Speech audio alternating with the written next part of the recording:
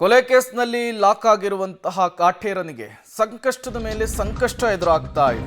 ಈಗ ಮತ್ತೊಂದು ಸಂಕಷ್ಟ ಡಿ ಗ್ಯಾಂಗಿಗೆ ಎದುರಾಗಿದೆ ಅನ್ನೋದು ಗೊತ್ತಾಗ್ತಾ ಇದೆ. 3 ದಿನಗಳ ಒಳಗೆ ಬರಲಿದೆಯಂತೆ FSL ರಿಪೋರ್ಟ್ ಹೈದರಾಬಾದ್ನಿಂದ. ಈಗಾಗಲೇ ಕಾಮಾಕ್ಷಿಪಾಳ್ಯ ಪೊಲೀಸರ ಕೈ ಸೇರಿದೆ 70%ನ FSL ವರದಿ. ಉಳಿದ 30% ಎಲೆಕ್ಟ್ರಾನಿಕ್ ಡಿವೈಸ್ಗಳ ವರದಿ ಬರುತ್ತಂತೆ. ಐಫೋನ್ ರಿಟ್ರೀವ್, ಡಿಲಿಟೆಡ್ ಫುಟೇಜ್ ರಿಟ್ರೀವ್ಗೂ ಕೂಡ ಹರಸಾಹಸ ಪಡಲಾಗಿದೆ. ವರದಿ ಕೈ ಸೇರ್ತಿದ್ದಂತೆ ಮತ್ತಷ್ಟು ತನಿಖೆ ಚುರುಕುಗೊಳ್ಳುವಂತಹ ಸಾಧ್ಯತೆ ಇದೆ.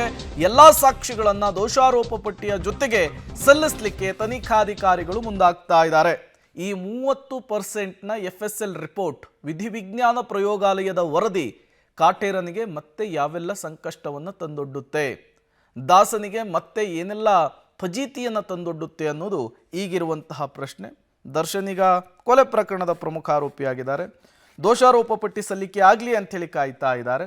ದೋಷಾರೋಪ ಪಟ್ಟಿ ಸಲ್ಲಿಕೆ ಏನಿದೆ ಅದು ದರ್ಶನ್ ಅವರ ಜಾಮೀನು ಭವಿಷ್ಯವನ್ನು ನಿರ್ಧರಿಸುತ್ತೆ. ಹಾಗಾಗಿಯೇ ಪೊಲೀಸರ ನಡೆಯತ್ತ, ಪೊಲೀಸರು ಸಲ್ಲಿಸುವಂತಹ ಚಾರ್ಜ್ ಶೀಟ್ನತ್ತ ಈಗ ಎಲ್ಲರ ಚಿತ್ತ ನೆಟ್ಟಿರುವಂಥದ್ದು. ಸಾಕಷ್ಟು ಸಾಕ್ಷ್ಯಗಳನ್ನು ಈಗಾಗಲೇ ಸಂಗ್ರಹಿಸಿದ್ದಾರೆ ಪೊಲೀಸರು. ಈ ತಿಂಗಳ ಕೊನೆಯಲ್ಲಿ ಬಹುತೇಕ ದೋಷಾರೋಪ ಪಟ್ಟಿ ಸಲ್ಲಿಕೆಯ ಸಾಧ್ಯತೆ ಇದೆ. ಅದಕ್ಕೂ ಮೊದಲು ಇವತ್ತು ಕೈ ಸೇರ್ತಾ ಇರುವಂತಹ FSL ರಿಪೋರ್ಟ್ ತೀವ್ರ ಕುತೂಹಲವನ್ನು ಕೆರಳಿಸಿದೆ.